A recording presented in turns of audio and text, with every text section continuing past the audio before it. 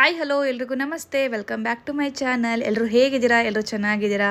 Okay, ಬನ್ನಿ ಇವತ್ತಿನ ವ್ಲಾಗ್ನ ಸ್ಟಾರ್ಟ್ ಮಾಡೋಣ. ಇವತ್ತಿನ ವ್ಲಾಗ್ನ ನಾನು ಮಾರ್ನಿಂಗಿಂದ ಸ್ಟಾರ್ಟ್ ಮಾಡ್ತಾಯಿದ್ದೀನಿ. ಪ್ರತಿಯೊಂದು ವಿಡಿಯೋದಲ್ಲೂ ಕೂಡ ಇದೇ ರೀತಿಯಾಗಿ ಹೇಳ್ತೀನಿ, ಯಾಕೆಂದರೆ ಆಲ್ಮೋಸ್ಟ್ ಎಲ್ಲ ನನ್ನ ವ್ಲಾಗ್ಸು ಮಾರ್ನಿಂಗಿಂದನೇ ಸ್ಟಾರ್ಟ್ ಆಗಿರುತ್ತೆ. ಅದೇನೋ ಗೊತ್ತಿಲ್ಲ, ಮಾರ್ನಿಂಗ್ ಟೈಮು ತುಂಬ ಆ್ಯಕ್ಟಿವ್ ಆಗಿರ್ತೀನಿ. ಹಾಗಾಗಿ ನನಗೆ ವ್ಲಾಗ್ ಕೂಡ ಅವಾಗಲೇ ಮಾಡಬೇಕು ಅಂತ ಅನಿಸುತ್ತೆ. ಹಾಗೆ ಏನಾದರೂ ತೋರಿಸೋದಿದ್ರೂ ಕೂಡ ಮಾರ್ನಿಂಗ್ ಟೈಮ್ ತುಂಬ ಕೆಲಸ ಮಾಡೋದ್ರಿಂದ ನನಗೆ ವೀಡಿಯೋ ಮಾಡೋಕ್ಕೂ ಕೂಡ ತುಂಬ ಈಸಿ ಆಗುತ್ತೆ. ಹಾಗೆ ಆಲ್ಮೋಸ್ಟ್ ಮಾರ್ನಿಂಗ್ಗೆ ನನ್ನ ರೊಟೀನ್ ಎಲ್ಲ ಇರುತ್ತೆ. ಐ ಹೋಪ್ ನಿಮಗೆಲ್ಲ ಇಷ್ಟ ಆಗುತ್ತೆ ಅಂತ ಅಂದ್ಕೊತೀನಿ. ಏನೋ ಸ್ವಲ್ಪ ಚೇಂಜಸ್ ಬೇಕು ಅಂತಂದರೆ ದಯವಿಟ್ಟು ಕಮೆಂಟ್ ಮೂಲಕ ತಿಳಿಸಿ. ಟ್ರೈ ಮಾಡ್ತೀನಿ ಚೇಂಜಸ್ ಮಾಡೋದಕ್ಕೆ. ಹಾಗೆ ಇವತ್ತು ಗುರುವಾರ ದಿನದ ನಾನು ವ್ಲಾಗ್ನ ಸ್ಟಾರ್ಟ್ ಮಾಡ್ಕೊಂಡಿದ್ದೀನಿ.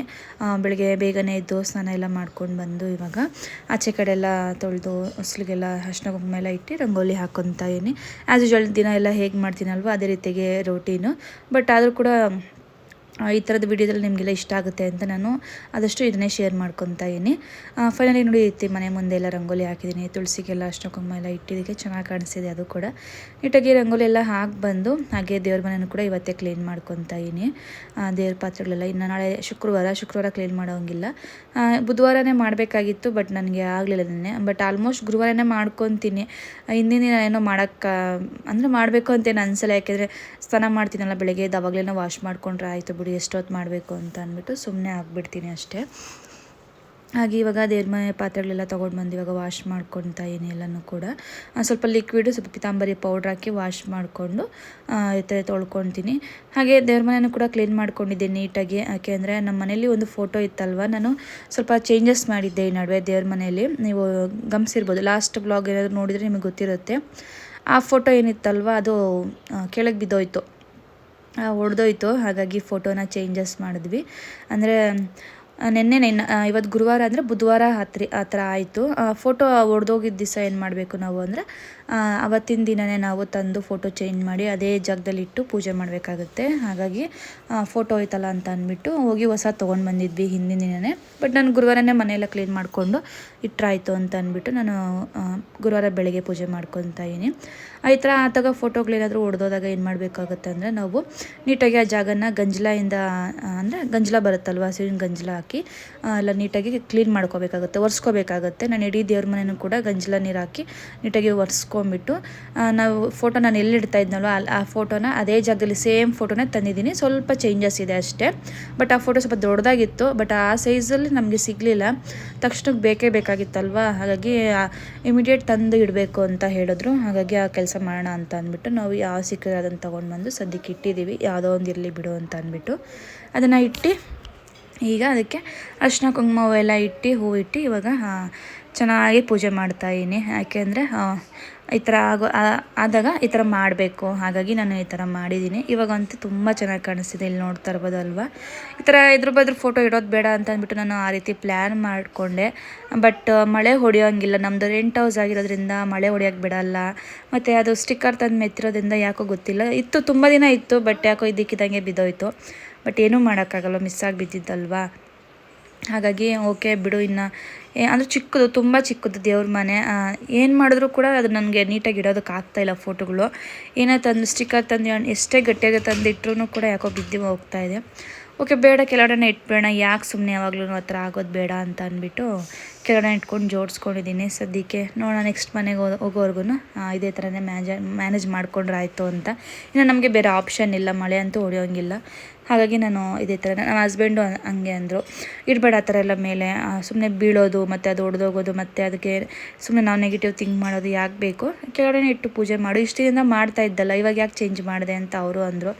ಓಕೆ ಅಂತ ಅಂದ್ಬಿಟ್ಟು ಫಸ್ಟೆಲ್ಲ ಹೇಗಿಡ್ತಾ ಇದ್ನಲ್ವ ಅದೇ ರೀತಿಯಾಗಿ ಇಟ್ಟು ಪೂಜೆ ಮಾಡಿದ್ದೀನಿ. ತುಂಬ ಚೆನ್ನಾಗಾಯಿತು ಪೂಜೆ ಅಂತೂ. ಹಾಗೆ ನಾನು ಮಲ್ಲಿಗೆ ಹೂವು ತಂದಿದ್ದೆ ಹಿಂದಿನ ದಿನ ರಾತ್ರಿ, ನಾನೇ 11 ಗಂಟೆಗೆ ಕೂತ್ಕೊಂಡು ಕಟ್ಟಿದ್ದೀನಿ. 1.5 ಅವರ್ ತೊಗೊಂಡಿದ್ದೀನಿ ಒಂದು 4 ಮೊಳ ಹೂವು ಕಟ್ಟೋಕ್ಕೆ. ಮಲ್ಲಿಗೆ ಹೂವು ನಾನು ಸ್ವಲ್ಪ ಕಟ್ಟೋದ್ರಲ್ಲಿ ಸ್ವಲ್ಪ ಸ್ಲೋನೇ, ನನಗೆ ಅಷ್ಟು ಬೇಗಲ್ಲ ಕಟ್ಟಲ್ಲ, ಯಾಕೆಂದರೆ ರೂಢಿ ಇಲ್ವಲ್ಲ. ಹಾಗಾಗಿ ನನ್ನ ಕೈಯಾರೆ ಹೂವೆಲ್ಲ ಕಟ್ಟಿ ಮಲ್ಲಿಗೆ ಹೂವನ್ನ ಬೆಳಗ್ಗೆ ಎದ್ದು ಮುಡಿಸಿ ಪೂಜೆ ಮಾಡಿದ್ನಲ್ಲ, ತುಂಬಾ ಖುಷಿ ಆಯಿತು. ಏನೋ ಒಂಥರ ಪಾಸಿಟಿವ್ ವೈಬ್ಸ್ ಅಂತಲೇ ಹೇಳ್ಬೋದು. ಮನೆಯಲ್ಲೆಲ್ಲ ತುಂಬ ಚೆನ್ನಾಗಿ ಅನಿಸ್ತು. ಪೂಜೆ ಅಂತೂ ತುಂಬ ಚೆನ್ನಾಗಾಯಿತು. ಪೂಜೆ ಎಲ್ಲ ಮುಗಿಸ್ಕೊಂಡು ಇವಾಗ ತಿಂಡಿ ಮಾಡ್ತಾಯಿದ್ದೀನಿ. ನಿಮ್ಮ ಮನೇಲಿ ಏನಾದರೂ ಯಾವುದಾದ್ರೂ ವಿಗ್ರಹ ಅಂದರೆ ವಿಗ್ರಹ ಆಗಿರ್ಬೋದು, ಫೋಟೋ ಏನಾದರೂ ಈ ಥರ ಒಡೆದೋದಾಗ ಈ ರೀತಿ ಮಾಡ್ಬೋದು. ಅದನ್ನು ನಾವು ನೆಗೆಟಿವಾಗಿ ಥಿಂಕ್ ಮಾಡೋದು, ಅಯ್ಯೋ ಒಡೆದೋಯ್ತು ಏನಾದರೂ ಆಗುತ್ತಾ ಆ ಥರದ್ದೆಲ್ಲ ಏನೂ ಥಿಂಕ್ ಮಾಡೋಕ್ಕೆ ಹೋಗಬೇಡಿ. ಆ ಥರದ್ದೆಲ್ಲ ನಾವು ಥಿಂಕ್ ಮಾಡಲೇಬಾರ್ದು. ಆಗುತ್ತೋ ಬಿಡುತ್ತೋ ನಾವು ಅಂದ್ಕೊಳಕ್ಕಂತೂ ಹೋಗಲೇಬಾರ್ದು. ಏನೋ ಮಿಸ್ ಆಗಿದೆ, ಏನೋ ಮಿಸ್ ಆಗಿ ಬಿದ್ದಿದೆ ಅಂತ ಅಂದ್ಕೊತ ಅದನ್ನೇ ನಾವು ಚೇಂಜ್ ಮಾಡಿದ್ರೆ ಆಯಿತು. ಹೊಸ ತಂದು ಅದೇ ಜಾಗದಲ್ಲಿ ಇವಾಗ ಒಂದು ಲಕ್ಷ್ಮೀ ವಿಗ್ರಹ ಏನಾದರೂ ಒಡೆದೋಯ್ತು ಅಂದರೆ ಅದನ್ನು ನಾವು ಎತ್ಕೊಂಡೋಗಿ ನದಿ ಇದೊಂದು ಮರ್ತೋದೆ ಪಾಯಿಂಟು. ನಾವು ಫೋಟೋ ಒಡೆದೋಗಿರೋದನ್ನು ನಾವು ಏನು ಮಾಡಬೇಕು ಅಂತಂದರೆ ಎತ್ಕೊಂಡೋಗಿ ದೇವಸ್ಥಾನದ ಮರದ ಕೆಳಗೆ ಇಡೋದು, ದೇವಸ್ಥಾನದಲ್ಲಿ ಇಡೋದು ಆ ಥರ ಎಲ್ಲ ಮಾಡಬಾರ್ದು. ಅದನ್ನು ತೊಗೊಂಡೋಗ್ಬಿಟ್ಟು ಹರಿಯೋ ನದಿಯಲ್ಲಿ ಅಥವಾ ನೀರಲ್ಲಿ ಬಿಟ್ಬಿಡ್ಬೇಕಾಗತ್ತೆ. ಎಲ್ಲಂದ್ರೆ ಅಲ್ಲಿ ಬಿಸಾಕಕ್ಕೆ ಹೋಗಬಾರ್ದು ನಾವು.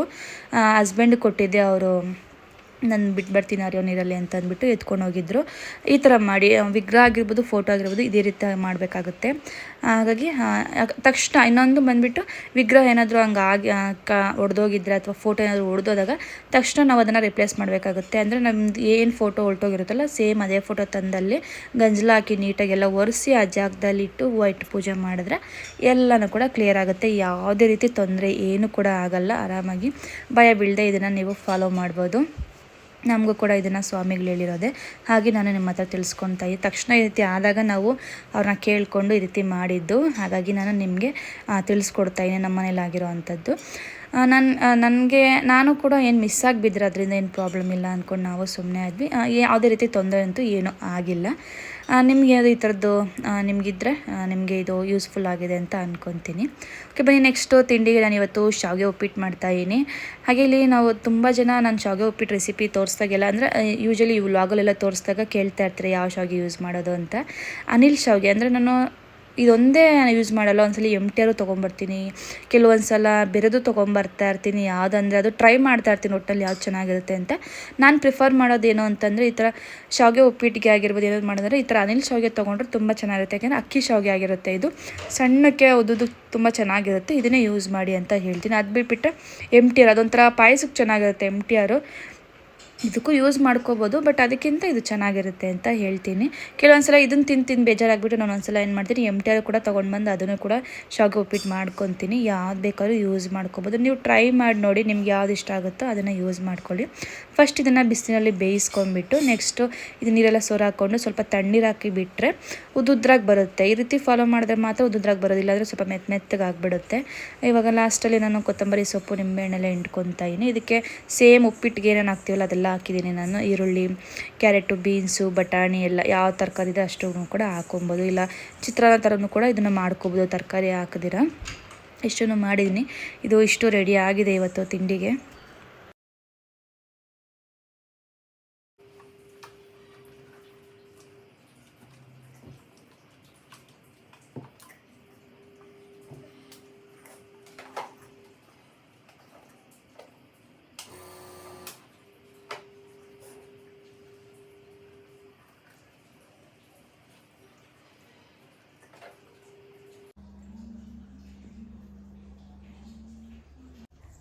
ಓಕೆ, ಏನು ಮಾಡ್ತಾಯಿದ್ದೀನಿ ಅಂತ ನೋಡ್ತಾ ಇದ್ದೀರಾ. ಆಲ್ರೆಡಿ ಕೆಲವರಿಗೆ ಗೊತ್ತಿರುತ್ತೆ, ಮಕ್ಕಳೆಲ್ಲ ಮನೆಯಲ್ಲಿ ಇದೇನು ಅಂತ. ಗೊತ್ತಿಲ್ಲದವ್ರಿಗೆ ಒಂದು ಚಿಕ್ಕ ಇನ್ಫಾರ್ಮೇಷನ್ ಕೊಡ್ತಾಯಿದ್ದೀನಿ ಅಷ್ಟೇ. ಇದನ್ನು ಬಂದುಬಿಟ್ಟು ನೆಬ್ಲೈಸರ್ ಅಂತ ಕರೀತಾರೆ, ನೆಬ್ಲೈಸೇಷನ್ ಅಂತಲೂ ಕೂಡ ಕರೀತಾರೆ. ಇದು ಬಂದುಬಿಟ್ಟು ಮಕ್ಕಳಿಗೆ ಯೂಸ್ ಮಾಡುವಂಥದ್ದು. ಮಕ್ಕಳಿಗೆ ತುಂಬ ಕಫ ಇದ್ದಾಗ, ಕೆಮ್ಮು ಕಮ್ಮಿನೇ ಆಗದೆ ಇದ್ದಾಗ, ಮುಟ್ಪಡೆದ ಮನೆ ಕಮ್ಮಿನೇ ಆಗದೆ ಇದ್ದಾಗ, ತುಂಬ ಗುರ್ಗರ್ ಅಂತ ಬಂದಾಗ ಇದನ್ನು ಸಜೆಸ್ಟ್ ಮಾಡ್ತಾರೆ ಡಾಕ್ಟ್ರು. ಆ್ಯಕ್ಚುಲಿ ನನ್ನ ಮಗನಿಗೆ ಇದುವರೆಗೂ ಸಜೆಸ್ಟ್ ಮಾಡಿರಲಿಲ್ಲ, ಯಾವತ್ತು ಅವನಿಗೆ ಇದನ್ನು ಹಾಕಿಲ್ಲ. But for the first time ನನ್ನ ಮಗಳಿಗೆ ಸಜೆಷನ್ ಮಾಡಿದ್ರು. ನಾವು ಬೇರೆ ಮಕ್ಕಳಿಗೆಲ್ಲ ಹಾಕಿದಾಗೆಲ್ಲ ನೋಡ್ತಾ ಇದ್ವಿ, ಈ ಥರ ಎಲ್ಲ ಕೊಟ್ಟಿದಾಗ ನೋಡ್ತಾ ಇದ್ದೆ, ಏನು ಈಗ ಇಲ್ಲಿ ಕೊಡ್ತಾರಪ್ಪ ಅಷ್ಟು ಹೆವಿಯಾಗಿರುತ್ತಾ ಅಂತ. But for the first time ನನ್ನ ಮಗಳಿಗೆ ತುಂಬಾ ಕೆಮ್ಮಾಗಿಬಿಟ್ಟಿತ್ತು, ಸ್ಟಾಪೇ ಆಗ್ತಿರ್ಲಿಲ್ಲ. ಹಾಗೆ ಮತ್ತು ಕೆಮ್ಮೇನೋ ಸ್ಟಾಪ್ ಆಯ್ತು ಇನ್ನು ಸ್ವಲ್ಪ ದಿನಕ್ಕೆ. ನೆಕ್ಸ್ಟು ಕಫ ಅನ್ನೋದು ಕರೆಕ್ಟಾಗಿಲ್ಲ, ಎಷ್ಟೇ ಸಿರಪ್ ಆ್ಯಂಟಿಬಯೋಟಿಕ್ ಕೊಟ್ಟರು ಕೂಡ. ಹಾಗೆ ಫೈನಲ್ ಆಗಿ ಅವರು ಆ್ಯಂಟಿಬಯೋಟಿಕ್ ಜೊತೆಗೆ ನೆಬ್ಲೈಸರ್ ಕೊಟ್ಟಿದ್ದಾರೆ. ಇದನ್ನು ನಾವು ಆಲ್ಮೋಸ್ಟ್ ಒಂದು ವೀಕಿಂದ ಕೂಡ ಹಾಕ್ತಾಯಿದ್ದೀವಿ. ಇವತ್ತು ಲಾಸ್ಟ್ ಡೇ, ಇವತ್ತು ಲಾಸ್ಟ್ ಹಾಕಿ ಬಿಟ್ಬಿಡಿ ಅಂತ ಹೇಳಿದ್ರೆ ಇವಾಗ ಆರಾಮಾಗಿದ್ದಾಳೆ. ಆ್ಯಕ್ಚುಲಿ ತುಂಬ ಚೆನ್ನಾಗಿ ವರ್ಕ್ ಮಾಡುತ್ತೆ. ತುಂಬ ಜನ ಇದನ್ನು ಮಕ್ಕಳಿಗೆ ಕೊಡ್ತಾರೆ, ಬಟ್ ನಮ್ಮ ಡಾಕ್ಟರ್ ನಮ್ಗೆ ಯಾವತ್ತೂ ಸಜೆಸ್ಟ್ ಮಾಡಿರಲಿಲ್ಲ, ಇದೇ ಫಸ್ಟ್ ಟೈಮ್ ಸಜೆಸ್ಟ್ ಮಾಡಿದ್ದು. ಹಾಗಾಗಿ ಹಾಗೆ ಇವತ್ತು ವ್ಲಾಗ್ ಕೂಡ ಸ್ಟಾರ್ಟ್ ಮಾಡ್ಕೊಂಡಿದ್ನಲ್ವ, ಇವಳಿಗೆ ಹಾಕಬೇಕಾಗಿತ್ತು. ದಿನಕ್ಕೆ 4 ಟೈಮ್ಸ್ ಹಾಕಕ್ಕೆ ಹೇಳಿದ್ದಾರೆ, 6 ಅವರ್ಸ್ಗೊಂದ್ಸಲ 6 ಅವರ್ಸ್ಗೊಂದ್ಸಲ. ಬಟ್ ಇದನ್ನೆಲ್ಲ ಯಾವ ರೀತಿ ಹಾಕೋದು ಅಂತ ನಾನಂತೂ ಹೇಳ್ಕೊಡಲ್ಲ, ಯಾಕೆಂದರೆ ಇದು ಡಾಕ್ಟ್ರು ಸಜೆಸ್ಟ್ ಮೇಲೆ ನಾವು ಮಕ್ಕಳಿಗೆ ಕೊಡಬೇಕಾಗುತ್ತೆ. ನಾನು ಹೇಳಿದೆ ಅಂತ ಅಂದ್ಬಿಟ್ಟು ನೀವು ಹಾಕೋದು ಅದೆಲ್ಲ ಅದೆಲ್ಲ ಮಾಡೋಕ್ಕೆ ಹೋಗಬೇಡಿ. ಇನ್ನು ಬೇಕಾದರೆ ನಿಮ್ಮ ಮಕ್ಕಳಿಗೆ ತುಂಬ ಕೆಮ್ಮಿದೆ, ಕಫ ಇದೆ ಅಂತಂದಾಗ ಡಾಕ್ಟ್ರನ್ನ ಕೇಳಿ ಡಾಕ್ಟ್ರನ್ನ ಸಜೆಸ್ಟ್ ಮಾಡಿದ್ರೆ ಮಾತ್ರ ಇದನ್ನು ಮಕ್ಕಳಿಗೆ ಯೂಸ್ ಮಾಡಿ. ಇಲ್ಲ ಅಂತಂದರೆ ಸಿರಪಲ್ಲೇ ಕಮ್ಮಿ ಆಗುತ್ತೆ ಅಂದರೆ ಸಿರಪಲ್ಲೇ ಕಮ್ಮಿ ಆಗುತ್ತೆ. ಇಷ್ಟು ವರ್ಷದಿಂದನೂ ಕೂಡ ನನ್ನ ಮಕ್ಕಳಿಗೆ ಯಾವತ್ತೂ ಕೂಡ ಇದನ್ನು ಸಜೆಸ್ಟ್ ಮಾಡಿಲ್ಲ. ಫಸ್ಟ್ ಟೈಮ್ ನನ್ನ ಮಗಳಿಗೆ ಇದನ್ನು ಸಜೆಸ್ಟ್ ಮಾಡಿದ್ರು. ಬಟ್ ಚೆನ್ನಾಗಿ ವರ್ಕ್ ಮಾಡ್ತಾಯಿದ್ದು ನಮಗೆ. ಬಟ್ ಇವಾಗ ನಾನು ನೋಡಿರೋ ಪ್ರಕಾರ ತುಂಬ ಮಕ್ಕಳಿಗೆ ಇದನ್ನು ಕೊಡ್ತಾರೆ. ಮೆಡಿಸಿನ್ ಇರುತ್ತೆ ಇದಕ್ಕೆ, ಈ ಥರ ಒಂದು ಎಣ್ಣೆಸ್ಸು ಮತ್ತು ಹಾಗೆ ಅದಕ್ಕೆ ಜೊತೆಗೆ ಒಂದು ಈ ಥರದೊಂದು ಮೆಡಿಸಿನ್ ಕೊಡ್ತಾರೆ. ಇದರಲ್ಲೂ ಒಂದಷ್ಟು ML ಇಷ್ಟಿಷ್ಟು ML ಹಾಕಬೇಕು ಅನ್ನೋದನ್ನು ಇದು ಕೂಡ ಅಡ್ವೈಸ್ ಮಾಡಿರ್ತಾರೆ. ಅದನ್ನು ಹಾಕಿ ಇದನ್ನು ಜಸ್ಟ್ ಸ್ಟೀಮ್ ಥರ ಕೊಡೋದಷ್ಟೇ, ಇನ್ನೇನಿದು ಆ ಥರ ಮೆಡಿಸಿನ್ ಥರ ಏನಿಲ್ಲ. ಸ್ಟೀಮ್ ಹೋಗುತ್ತಷ್ಟೇ. ಅವ್ರು ಉಸಿರಾಡ್ತಾ ಇರ್ತಾರಲ್ಲ, ಸ್ಟೀಮ್ ತೊಗೊಂಡಾಗ ಅದು ಲಂಗ್ಸಿಗೆ ಮಾತ್ರ ಇದು ಸ್ಟೀಮ್ ಹೋದಾಗ ಅವ್ರಿಗೆ ಇಲ್ಲಿ ಕಫ ಕೆಮ್ಮು ಅನ್ನೋದೇನಿರುತ್ತಲ್ವ ಅದು ಸ್ವಲ್ಪ ಕರಗ್ತಾ ಬರುತ್ತೆ ಅಂತ ನಾನು ಕೂಡ ಫಸ್ಟ್ ಟೈಮ್ ಎಕ್ಸ್ಪೀರಿಯೆನ್ಸ್ ಮಾಡಿದ್ದು. ಬಟ್ ಗೊತ್ತಿತ್ತು, ತಿಳ್ಕೊಂಡಿದ್ದೆ. ಬಟ್ ನನ್ನ ಮಕ್ಕಳಿಗೆ ಯಾವತ್ತು ನಾನು ಯೂಸ್ ಮಾಡಿರಲಿಲ್ಲ. ಇವಾಗ ಬನ್ನಿ ಆಗ್ತಿದ್ನಲ್ವ, ಹಾಗೆ ಒಂದು ಚಿಕ್ಕ ಇನ್ಫಾರ್ಮೇಷನ್ ಕೊಟ್ಟಿದ್ದೀನಿ. ಯಾರಿಗಾದ್ರೂ ಗೊತ್ತಿದ್ರೆ ನಿಮ್ಮ ಮಕ್ಕಳು ಏನಾದ್ರು ಯೂಸ್ ಮಾಡ್ತಿದ್ರೆ ದಯವಿಟ್ಟು ಕಮೆಂಟ್ ಮೂಲಕ ತಿಳಿಸಿ, ನಿಮ್ಮ ಎಕ್ಸ್ಪೀರಿಯೆನ್ಸ್ನ ಶೇರ್ ಮಾಡ್ಕೊಳ್ಳಿ ಅಂತ ಹೇಳ್ತೀನಿ. ಬೇರೆಯವರು ನನ್ನ ವಿಡಿಯೋ ನೋಡಿದಾಗ ಕಮೆಂಟ್ ಓದಕ್ಕೆ ಬಂದಾಗ ಅವ್ರಿಗೂ ಕೂಡ ಹೆಲ್ಪ್ ಆಗ್ಬೋದು. ಒಂದು ಇಂಜೆಕ್ಷನ್ ಕೊಟ್ಟಿದ್ದಾರೆ, ಒಂದು ಈ ಥರ ಟ್ಯೂಬ್ ಕೊಟ್ಟಿದ್ದಾರೆ, ಎಷ್ಟು ML ಎಲ್ಲ ಅಂತ ಅಂದ್ಬಿಟ್ಟು ಬರ್ತಿದ್ದಾರೆ ಅಲ್ಲಿ. ನನಗಿದು ಒಂದು ವಾರದಿಂದ ಆಗ್ತಾಯಿದ್ದೀನಲ್ವ, ಗೊತ್ತಿದೆ ನನಗೆ. ಬಟ್ ಇದನ್ನು ಯೂಸ್ ಮಾಡ್ತಾರೆ ಇವಾಗ ಕೆಮ್ಮಿರೋರಿಗೆಲ್ಲ.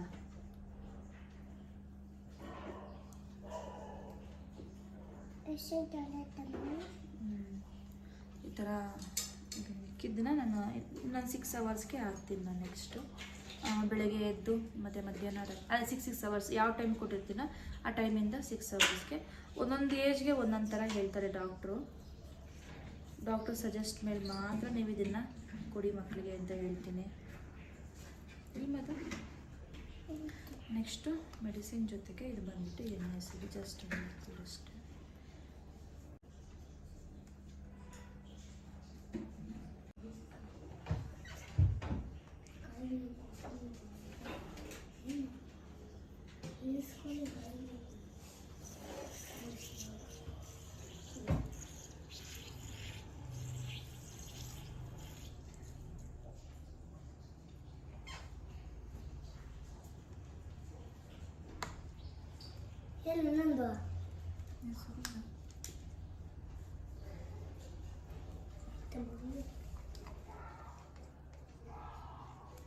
ಈ ಥರ ಹಾಕ್ಬಿಟ್ಟು ಸ್ವಿಚ್ ಆನ್ ಮಾಡಿ. ಇದಕ್ಕೆ ಸ್ವಿಚ್ ಆನ್ ಮಾಡಿದಾಗ ಸ್ಟೀಮ್ ಥರ ಬರುತ್ತೆ. ಹೊಗೆ ಕಾಣಿಸ್ಲೇನೋ ಗೊತ್ತಿಲ್ಲ, ಕಾಣಿಸ್ತಿದೆ ಅಂದ್ಕೊಂಡಿದ್ದೀನಿ. ಹೊಗೆ ಥರ ಬರ್ತಿದೆ ನೋಡಿ. ಇದಕ್ಕೆ ಬೇಡ,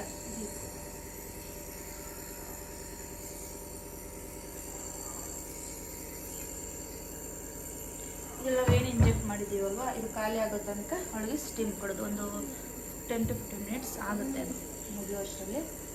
ಅಲ್ಲೂ ಕೂಡ ಅವಳು ಆರಾಮಾಗಿ ಸ್ಟೀಮ್ ತಗೋತಾಳೆ. ಜಸ್ಟ್ ಸ್ಟೀಮ್ ತಗೋತೀವಲ್ಲ ಆ ಥರ ಫೀಲ್ ಆಗುತ್ತೆ ಅಷ್ಟೇ ಅವಳಿಗೆ. ಈ ರೀತಿ ಹಾಕೋದ್ರಿಂದ ಮಕ್ಳಿಗೆ ಆದಷ್ಟು ಕಫ ಕಮ್ಮಿ, ಕೆಮ್ಮು ಯಾವ್ದಿದ್ದಾಗ ಕಮ್ಮಿ ಮಾಡುತ್ತೆ. ಅದ್ರ ಮೋಟ್ರ್ ತೋರಿಸಿದ್ರೆ ನಾನು ಅಲ್ಲಿಗೆ ಕನೆಕ್ಟ್ ಮಾಡಿದ್ದೀನಿ ಮೇಲೆ ಸ್ವಿಚ್ಗೆ. ಅದು ಬಂದುಬಿಟ್ಟು ಮೋಟ್ರ್ ತೋರಿಸ್ತಿದ್ದೀನಿ. ಆ ಥರ ಒಂದು ಚಿಕ್ಕ ಮೋಟ್ರ್ ಇರುತ್ತೆ, ಅದು ಸೆಟ್ ಸಿಗುತ್ತೆ ಮೋಟ್ರು. ಇಲ್ಲಾಂದರೆ ಅಲ್ಲೂ ಕೂಡ ಕ್ಲಿನಿಕಲ್ಲೂ ಕೂಡ ಹಾಕ್ತಾರೆ. ಬಟ್ ನಾವು ದಿನಕ್ಕೆ 6 ಅವರ್ಸ್ಗೆ ಹಾಕೋದ್ರಿಂದ ನಾವು ಮೊದಲೇ ಇದು ಸೆಟ್ ಸಮೇತ ತಂದಿಟ್ಕೊಳ್ಳೋದು ಒಳ್ಳೆಯದು. ನೆಕ್ಸ್ಟ್ ಟೈಮ್ ಕೆಮ್ಮು ಬಂದಾಗ ನಾವು ಯೂಸ್ ಮಾಡ್ಬೋದು. ಪ್ರತಿಯೊಬ್ಬರ ಮೇಲೂ ಇವಾಗ ಅದನ್ನ ಇಟ್ಕೊಂಡಿರ್ತಾರೆ. ಬಟ್ ನಾವು ಫಸ್ಟ್ ಟೈಮ್ ಪರ್ಚೇಸ್ ಮಾಡಿರೋದು. ಇದುವರೆಗೂ ನಮ್ಮ ಮಕ್ಳಿಗೆ ಅಂಥ ಸಿಚುವೇಶನ್ ಬಂದಿರಲಿಲ್ಲ. ಬಟ್ ಫಸ್ಟ್ ಟೈಮ್ ಯಾಕೋ ನನ್ನ ಮಗಳಿಗೆ ಸಲ ತುಂಬಾ ಕೆಮ್ಮಿ ತುಂಬಾ ಕಫ ಆಗಿಬಿಟ್ಟಿತ್ತು. ಗೊತ್ತಿಲ್ಲ, ಟೈಮ್ ಅಲ್ವ ಅದೆಲ್ಲ, ಏನು ಮಾಡೋಕ್ಕಾಗಲ್ಲ. ಮಕ್ಕಳ ಮೇಲೆ ಇದೆಲ್ಲ ಸಹಜ. ಬಟ್ ಇವಾಗ ಆರಾಮಾಗಿದ್ದಾಳೆ, ಇವಾಗ ಏನೂ ಪ್ರಾಬ್ಲಮ್ ಇಲ್ಲ. ಇವತ್ತೊಂದಿನ ಲಾಸ್ಟ್ ಸ್ಟೀಮ್ ಕೊಟ್ಟು ಸ್ಟಾಪ್ ಮಾಡಬೇಕು. ಸ್ಟೀಮ್ ಎಲ್ಲ ಆದಮೇಲೆ ನೋಡೋಣ, ನೆಕ್ಸ್ಟ್ ಹಂಗೆ ಬ್ಲಾಗ್ನ ಕಂಟಿನ್ಯೂ ಮಾಡ್ತೀನಿ. ನನ್ನ ಮಗಳಿಗೆ ಅದು ಸ್ಟೀಮ್ ಹಾಕಿ ಬಂದವಳು ಆರಾಮಾಗಿ ತೊಗೊತಾಳೆ. ಏನು ತೆಗಿಯೋದ ಥರ ಏನು ಮಾಡಲ್ಲ, ರೂಢಿ ಆಗಿದೆ ಅಲ್ವ, ಹಾಗೆ ಆರಾಮಾಗಿ ತೊಗೊತಾಳೆ. ಸ್ವಲ್ಪ ಫಸ್ಟ್ ಟೈಮ್ ಅನ್ನೋರಿಗೆ ಸ್ವಲ್ಪ ಕಷ್ಟ ಆಗುತ್ತೆ, ಮಕ್ಕಳು ಹಠ ಮಾಡ್ತಾರೆ. ಬಟ್ ರೂಢಿ ಆಗಿಬಿಟ್ರೆ ಅವ್ರಿಗೂ ಆರಾಮ ಅನಿಸುತ್ತೆ. ಅವಳು ತೊಗೊತಾ ಇಲ್ಲ ಅವ್ರ ಪಾಡುಗಳು. ನನ್ನ ಮಗ ಅಷ್ಟೊತ್ತಿಗೆ ನನಗೆ ಜ್ಯೂಸ್ ಮಾಡಿಕೊಡು ಅಂತ ಕರೆದ, ಹಾಗಾಗಿ ಪೈನಾಪಲ್ ಜ್ಯೂಸ್ ಮಾಡ್ಕೊಳ್ಳೋಣ ಅಂತ ಬಂದೆ. ಅವ್ನು usually pineapple juice, orange juice ಇದನ್ನೇ ಕೇಳೋದು. ಮಾಡಿಕೊಟ್ಬೇಡ ಅಂತ ಅಂದ್ಬಿಟ್ಟು ಜ್ಯೂಸ್ ಮಾಡೋಣ ಅಂತ ಬಂದೆ. ಒಟ್ಟಿನಲ್ಲಿ ಮಕ್ಕಳಂತೂ ಎಷ್ಟು ಇದು ಮಾಡ್ತಾರೆ ಅಂದರೆ ಅದು ಮಾಡಿಕೊಡು ಇದು ಮಾಡಿಕೊಡು ಅಂತ ಕೇಳ್ತಾನೆ ಇರ್ತಾರೆ. ಬರೀ ನಮ್ಮ ಮದರ್ಸ್ಗೆ ಇಡೀ ದಿನ ಅವ್ರು ಕೇಳಿದ್ದನ್ನು ಮಾಡಿಕೊಡೋದ್ರಲ್ಲೇ ದಿನ ಕಳೆದೋಗುತ್ತೆ. ನನಗಂತೂ ಬರೀ ಕಿಚನಲ್ಲೇ ಇರ್ತೀನಿ, ಅರ್ಧಕ್ಕರ್ಧ ಅಂದರೆ ಮುಕ್ಕಾಲು ಭಾಗ ಅಂತ ಹೇಳ್ಬೋದು. ಇಡೀ ಕೆಲಸ ಅಂದರೆ ಇಡೀ ದಿನದಲ್ಲಿ ಕೆಲಸ ಎಲ್ಲ ಅದು ಕಿಚನಲ್ಲೇ ಇರುತ್ತೆ. 3 ಹೊತ್ತು ಅವ್ರಿಗೆ ಮಾಡಿಕೊಡೋದು, ಅವ್ರಿಗೆ ಏನು ಇಷ್ಟನೋ ಏನು ಇಷ್ಟ ಇಲ್ವೋ ಕೇಳಿ ಏನು ಬೇಕು ಅನ್ನೋದು ಮಾಡಿಕೊಡೋದ್ರಲ್ಲೇ ಮುಗ್ದೋಗ್ಬಿಡುತ್ತೆ. ಬಟ್ ಏನೂ ಮಾಡೋಕ್ಕಾಗಲ್ಲ, ನಮ್ಮ ಕರ್ತವ್ಯ ಅಲ್ವಾ ಮಕ್ಳಿಗೆ ಮಾಡಿಕೊಡೋ ಅಂಥದ್ದು. ಅವ್ರು ಕೇಳೋದು ಹೆಚ್ಚ, ನಾವು ಮಾಡಿಕೊಡೋದು ಹೆಚ್ಚ? ಇಲ್ಲ ಅಂತ ಹೇಳೋಕ್ಕಂತೂ ಸಾಧ್ಯನೇ ಇಲ್ಲ. ಏನು ಕೇಳಿದ್ರು ಕೂಡ ಮಾಡಿಕೊಡ್ತಾ ಇರ್ತೀನಿ. ಹಾಗೆಯೇ ಜ್ಯೂಸ್ ಮಾಡಿಕೊಟ್ಟೆ. ಜ್ಯೂಸ್ ಮಾಡ್ಕೊಂಡು ಇನ್ನೇನು ನನ್ನ ಮಗಳಿಗೂ ಕೂಡ ಕೊಡೋಣ ಅಂದಷ್ಟರಲ್ಲಿ ನಿದ್ದೆ ಹೋಗ್ಬಿಟ್ಟಿರೋಳು ಪಾಪ. ಸ್ಟೀಮ್ ತೊಗೊತಾ ಇಲ್ಲಿ ನೋಡ್ತಾ ಇರ್ಬೋದು ಪಾಪ. ಅದು ಒಂದು ಸ್ವಲ್ಪ ಲೇಟ್ ಆಗುತ್ತೆ, 20 ಮಿನಿಟ್ಸು ಬೇಕಾಗುತ್ತೆ ಒಂದೊಂದು ಸಲ. ನಿದ್ದೆ ಬಂದುಬಿಡುತ್ತೆ ಪಾಪ. ಏನು ಮಾಡ್ತಾಳೆ ಅಷ್ಟೊತ್ತಿಗೆ ಕೂತ್ಕೊಂಡು ಸ್ವಲ್ಪ ನಿದ್ದೆನೂ ಕೂಡ ಮಾಡಿಬಿಟ್ಟಿದ್ಲು. ಅದು ಇನ್ನೊಂದು ಚೂರು ಖಾಲಿಯಾಗಿ ಬಂದಿತ್ತು, ಹಾಗೆ ನಿಧಾನಕ್ಕೆ ತೆಗೆದಿಟ್ಟಿದೆ. ಹಂಗೆ ನಿದ್ದೆ ಮಾಡ್ತಾ ಇದ್ಲಲ್ವ, ಎತ್ಕೊಂಡೋಗಿ ಬೆಡ್ ಮೇಲೆ ಬಂದೆ. ನೆಕ್ಸ್ಟ್ ಹಾಗೆ ಮಲ್ಕೊಂಡಿದ್ಲಲ್ವ, ಅಡುಗೆ ಎಲ್ಲ ಮುಗಿಸ್ಕೊಂಬೇಡ ಅವಳಿದ್ದೋಳು ಅಷ್ಟರಲ್ಲಿ ಅಂತ ಅಂದ್ಬಿಟ್ಟು ಇವತ್ತು ನಾನಿಲ್ಲಿ ಹುರುಳಿಕಾಳು ಬಸ್ಸಾರು ಮಾಡ್ಕೊಳ್ಳೋಣ ಅಂತ ಪ್ಲ್ಯಾನ್ ಮಾಡ್ಕೊಂಡಿದ್ದೆ. ಅದಕ್ಕೆ ಇಲ್ಲಿ ಹುರುಳಿಕಾಳು ಬಸ್ಸಾರು ಕೂಡ ಮಾಡ್ಕೊತಾಯಿನಿ. ಆಲ್ಮೋಸ್ಟ್ ಎಲ್ಲ ಕೂಡ ರೆಡಿಯಾಗಿತ್ತು. ಆವಾಗಲೇನು ವ್ಲಾಗ್ ಸ್ಟಾರ್ಟ್ ಮಾಡಿಲ್ಲ, ಇನ್ನೇನು ಲಾಸ್ಟ್ ಮೂಮೆಂಟಲ್ಲಿ ವ್ಲಾಗ್ನ ಸ್ಟಾರ್ಟ್ ಮಾಡಿಕೊಂಡೆ. ಇನ್ನೇನು ರೆಸಿಪಿ ಎಲ್ಲ ನಾನು ಆಲ್ಮೋಸ್ಟ್ ತೋರಿಸಿದ್ದೀನಿ ಎಲ್ಲ ವ್ಲಾಗಲ್ಲೂ, ಹಾಗಾಗಿ ನಾನು ರೆಸಿಪಿ ಏನು ಶೇರ್ ಮಾಡೋಕ್ಕೆ ಹೋಗಿಲ್ಲ. ಹುರುಳಿಕಾಳು ಬಸ್ಸಾರು ಸಖತ್ತಾಗಿರುತ್ತೆ. ಬಸ್ಸಾರುಗಳೇ ಜಾಸ್ತಿ ಮಾಡೋದು ನಾನು ಆದಷ್ಟು. ಇದು ಕೂಡ ಆಯಿತು, ಎಲ್ಲ ಕಂಪ್ಲೀಟ್ ಆಯಿತು ಬಸ್ಸಾರೆಲ್ಲ ಮಾಡಿದ್ದು. ಹಾಗೆ ಅಡುಗೆ ಮಾಡ್ತಿದ್ದಂಗೆ ನೀಟಾಗಿ ಎಲ್ಲ ಕಿಚನೆಲ್ಲ ಕ್ಲೀನ್ ಮಾಡ್ಕೊಂಬಿಡ್ತೀನಿ. ಪಾತ್ರೆಗಳೇನಾದಿದ್ದರೆ ಅವಾಗಲೇ ಎಲ್ಲ ವಾಶ್ ಮಾಡ್ಕೊಂಬೇಡ ಅಂತ ಅಂದ್ಬಿಟ್ಟು ಅಡುಗೆ ಮಾಡ್ತಾನೆ ಎಲ್ಲನೂ ಕೂಡ ಕಂಪ್ಲೀಟಾಗಿ ಕ್ಲೀನ್ ಮಾಡ್ಕೊತಾ ಇದ್ದೆ. ಫೈನಲಾಗಿ ಪಾತ್ರೆನೂ ಕೂಡ ವಾಶ್ ಮಾಡ್ಕೊಂಡು ಏನೆಲ್ಲ ಇತ್ತಲ್ವ ಅದನ್ನು ಕೂಡ ವಾಶ್ ಮಾಡಿಕೊಂಡು ಕಿಚನ್ನು ಕೂಡ ಇವಾಗ ಕ್ಲೀನ್ ಮಾಡ್ಕೊತಾ ಇದ್ದೀನಿ. ಮಿಕ್ಸಿನೂ ಕೂಡ ಆವಾಗ ಕ್ಲೀನ್ ಮಾಡ್ಕೊಂಬಿಟ್ಟು ಅದು ಕೂಡ ನೀಟಾಗಿರುತ್ತೆ. ಎಲ್ಲ ಕ್ಲೀನ್ ಮಾಡಿಕೊಂಡೆ. ಹಾಗೆ ಕಿಚನಲ್ಲಿ ಅಡುಗೆ ಮಾಡಿದ್ದೀವಿ ಅಂದರೆ ಸ್ವಲ್ಪನಾದರೂ ಗಲೀಜಾಗಿರುತ್ತೆ, ಹಾಗೆ ಸ್ವಲ್ಪ ಅದನ್ನು ಕೂಡ ನೀಟಾಗಿ ಗುಡಿಸ್ಕೊಂಡೆ. ಇಷ್ಟು ಇವತ್ತಿನ ವ್ಲಾಗು. ಹಾಗೆ ಇಷ್ಟೇ ನಾನು ವ್ಲಾಗ್ನ ಮಾಡಿದ್ದು. ನೆಕ್ಸ್ಟು ಸಂಜೆ ಮೇಲೆ ರಾಯರ ಮಠಕ್ಕೂ ಕೂಡ ಹೋಗಿ ಬಂದೆ. ಅವ್ರು ಗುರುವಾರ ಆಗಿರೋದ್ರಿಂದ ಸ್ವಲ್ಪ ಫ್ರೀ ಇದ್ದರು ಅಂತ ಹಸ್ಬೆಂಡು ಕರ್ಕೊಂಡು ಹೋಗಿದ್ರು, ಅಲ್ಲಿ ಹೋಗಿ ದರ್ಶನ ಮಾಡ್ಕೊಂಡು ಬಂದೆ. ಇವತ್ತಿನ ವ್ಲಾಗ್ ಇದಾಗಿತ್ತು. ಐ ಹೋಪ್ ನಿಮ್ಗೆ ಇಷ್ಟ ಆಗಿದೆ ಅಂದ್ಕೊತೀನಿ. Thank you for watching.